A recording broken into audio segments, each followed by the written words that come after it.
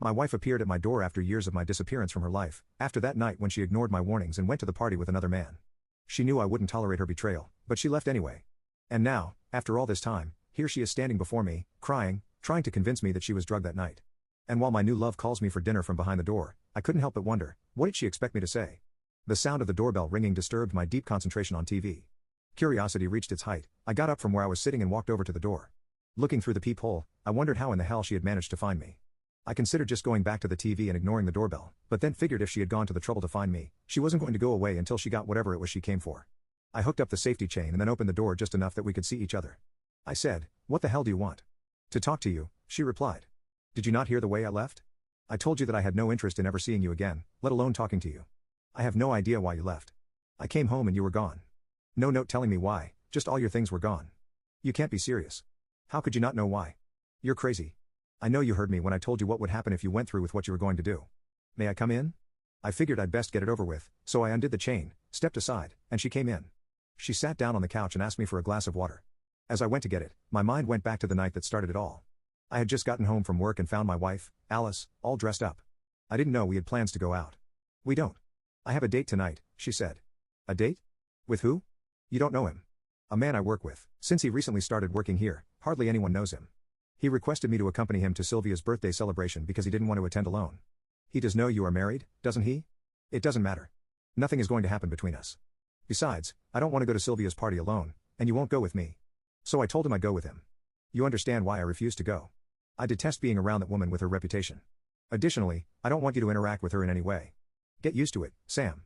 She's been my best friend since the first grade, and I won't turn my back on her just because you don't like her. I don't like her because she has been divorced 4 times, and each time it was because she got caught cheating on her husband. I don't like going to her parties because of all the drugs she is around. So you think that just because she cheated, I'm going to cheat too just because I'm around her? Now that you mention it, I think it is highly likely. You are dressed in an enticing little black dress, preparing for a date with another man. It is obvious you are dressed for him, and I can only think of one reason why you would dress provocatively for him. That's a rotten thing to say to me. No, it isn't. What did you wear to the last 2 parties at Sylvia's? I'll tell you in case you have forgotten. You wore slacks and a blouse to one and jeans and a sweater to the other. There isn't any doubt in my mind as to why you are dressed like this tonight. You're wrong, it isn't like that. Easy enough to prove me wrong, don't go. Stay here with me. I can't. Tom is counting on me. And he is more important to you than I am? All I can say, Alice, is that if you go, you are kissing your marriage goodbye. Don't be ridiculous. This won't hurt us at all. Don't wait up, she said as she headed for the door. Goodbye, Alice, I said as she walked out. I think she heard the finality in the way I said goodbye, and she hesitated for a second or two, but then she was gone. Did I overreact? I didn't think so. I was good friends with a lot of the guys in Sylvia's circle, and from them, I had learned all about what happened at Sylvia's parties. After the people who didn't care to participate had left, the parties turned into something else entirely. I learned that while Alice didn't take part, she did stick around and watch. I also heard about Sylvia telling Alice to forget about that fuddy-duddy husband of hers and join in. Alice always answered that yes, she did want to but wouldn't unless I joined in. My joining in was never going to happen. I had spent countless hours trying to talk Alice into breaking away from Sylvia and to stop going to her parties, but I could never make it happen because of that BFF relationship. I spent a good part of the evening wondering what I should do. I was thinking about divorce, but I didn't really know if Alice would cheat on me. Could I live with her indifference?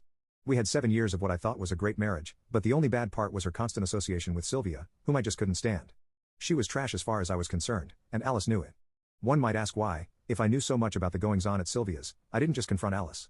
The answer was simple, at least to me, I had to know if Alice would cheat on me. If she was of a mind to cheat, and I confronted her about Sylvia's parties and her desire to join in, would she just pull back and do it somewhere else? I might never know if she did it at some other time and place, but if she did it at Sylvia's, there were people I knew who would tell me. I still hadn't made up my mind on what I was going to do when I went to bed. The ringing of the bedside phone woke me up. As I sat up, I saw the time on the alarm clock and wondered who would be calling me at 1 o'clock in the morning. Hello, idiot. Did I wake you up? What do you want, Sylvia? Just calling to let you know your wife has finally found herself a real man. What the hell are you talking about? Just what I said. Alice has found herself a real man, a man who can give her what she really needs. Here, just listen. Reluctantly, I listened as the sounds of intimacy filled the airwaves. Then I heard, oh God, yes. Take me, please. Please, harder. The voice was unmistakably Alice's. I hung up the phone. 30 seconds later, it rang again, and I knew who it would be, so I picked up the handset and dropped it on the floor. One of the good things about living in an apartment is that you don't accumulate a lot of stuff because you have no place to put it. I had all that I wanted packed and out in the truck in just over an hour. I was in a motel by 3 a.m. and at the bank when the doors opened at 9 o'clock. I cleaned out all the accounts, then drove over to my job, told Jake I was quitting without notice, and explained why. He said he understood, cut me my final check, helped me load my tools, told me I could give him as a reference, and wished me well. My phone had been ringing since 7 a.m., all calls from Alice.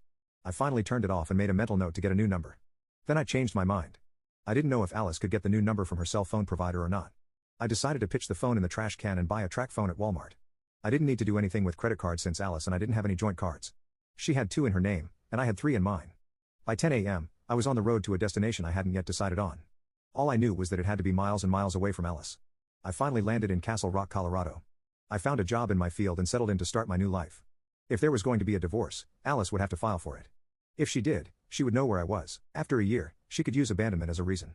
The only drawback was that I would never know, but then it really didn't matter because I had no plans to ever get married again. The next 2 years went by, and life was good. I had dated some and had a friend with benefits, and now this.